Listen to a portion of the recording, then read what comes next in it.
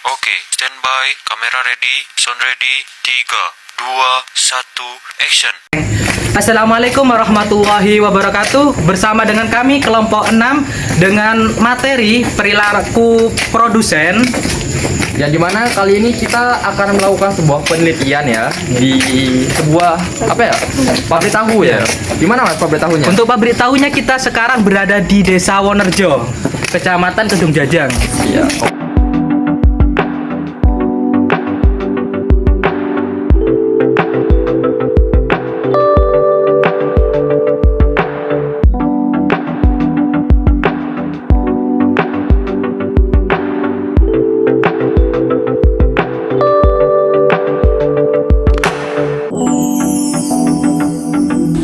Bagaimana cara pabrik tahu itu dalam menentukan keputusan dalam produksi tahunya itu? Misal kayak strateginya atau suatu proses gitu agar produksinya itu lancar dan stabil gitu. Apakah ada suatu strategi? Ya, gimana sih strateginya apa ya? Ya tergantung yang pesen. Kalau dari sekarang jam-jam 9 tuh ya, mulai ada pesen yang mereka.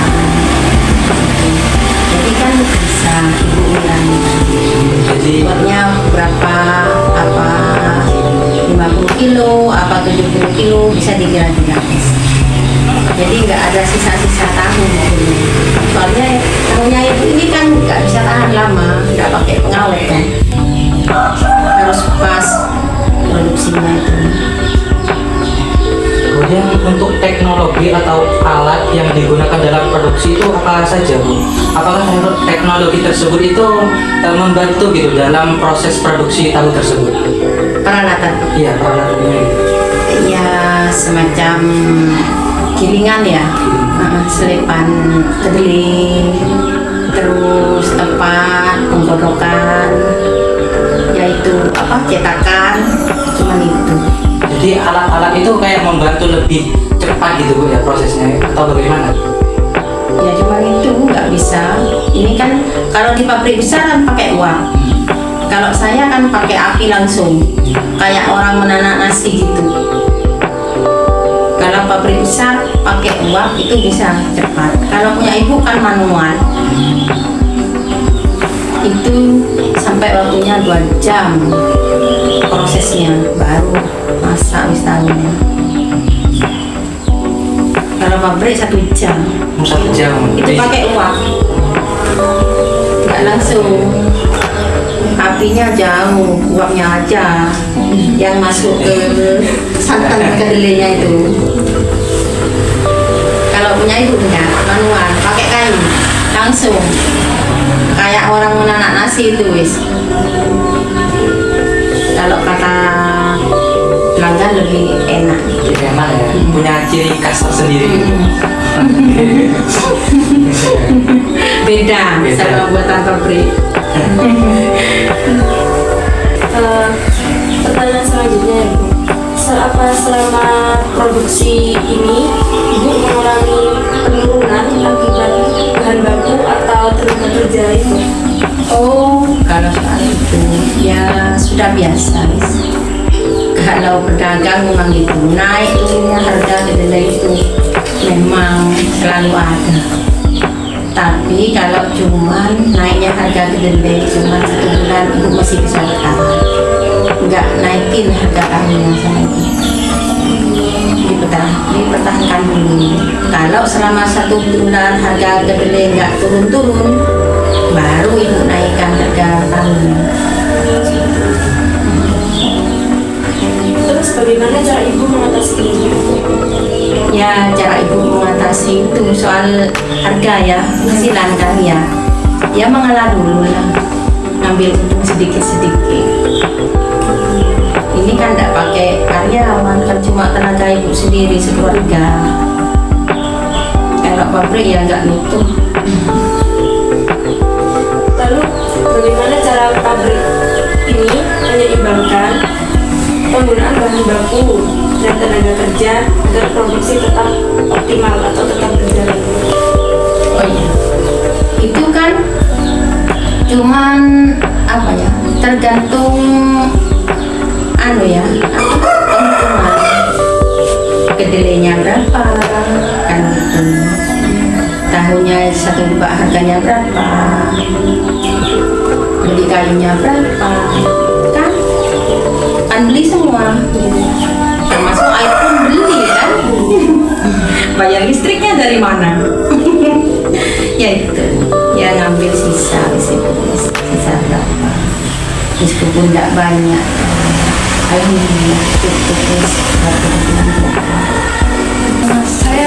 Kami ingin bertanya tentang bagaimana sih cara pabriknya ibu sama bapaknya ini mengolah biaya dalam jangka pendek dan jangka panjang agar tetap bisa mengoperasi untuk selanjutnya. Dari pelanggan utang, maksudnya pelanggan mengambil itu harus langsung bayar, tidak menunggu utang supaya bisa muter lagi. Nah, kalau itu kan jangka pendeknya kan kayak Anda harus bayar gitu ya, bayar dulu, kalau nggak bayar kan nggak harus diambil dulu gitu ya. Kalau jangka panjangnya itu Sebisa mungkin kita itu bisa menyisakan uang untuk modal. Nanti semisal kedelai naik, kita ada modal untuk mengambilnya, tidak perlu mengambil ke bank atau mana. Kita bisa punya tambahan modal dari sini. terus kalau bagaimana sih cara pabrik tahu bapak ini mengukur apakah produksi sudah efisien atau belum? Kalau untuk hasilnya tahu ya, bagus enggaknya itu tergantung dari kedelai, kualitas kedelai bagus enggaknya. Atau kalau kedelainya bagus, nanti tahunya juga bagus.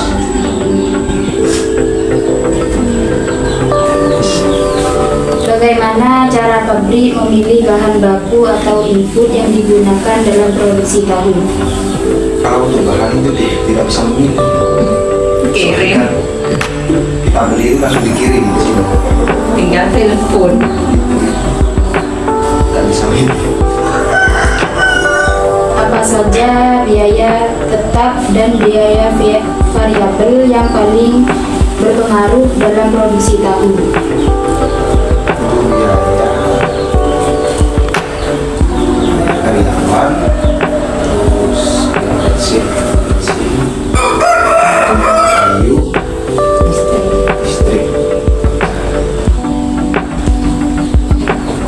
Bagaimana pabrik mempertimbangkan biaya lain yang memungkinkan muncul jika memilih bahan baku atau teknologi tertentu?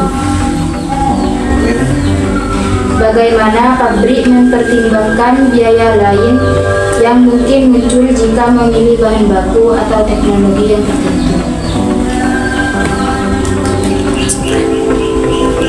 Biaya lain semacam ada kerusakan. Kalau itu kan khusus ya, minimal harus ada tabungan uang sakit. Semacam kalau ada mesinnya rusak, kita ambil dari situ untuk biaya. Tiap harinya harus ada. Kalau semacam orang naik sepeda motor, kalau kita pas naik harus bayar apa 5.000 apa 2.000 disimpan. Kalau sepeda motornya rusak kan kita ambil uang yang sakit ini, tabungan uang sakit.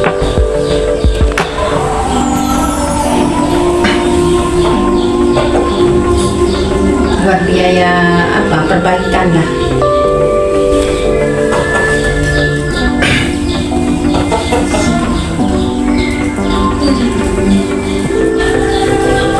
Baik mas, saya mau tanya soal 2 pertanyaan nih mas.